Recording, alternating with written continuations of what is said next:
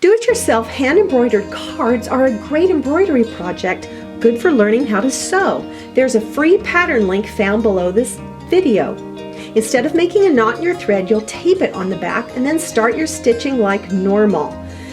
The dots on the pattern are for a French knot, and the way that you do that is bring the needle up towards you, wrap the thread around 3 times, then put the needle back through the same dot and go back down while you gently hold pressure on the thread, and it makes that great knot.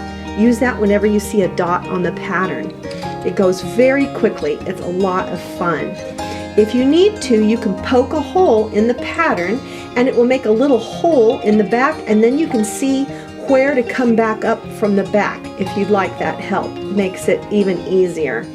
Then when you are all finished, you're going to tear away the pattern from the front of your cardstock paper. Do this very gently so that you don't pull your stitches out. Cut a piece of cardstock in half. You can use white or a color. Then fold that half in half again, and these will fit perfectly on the front. Just put some glue on the back of your embroidery project and center it on the front of that card and let it dry. Go ahead and send these to a friend, or you could give them as a gift set because there's one pattern for each season of the year.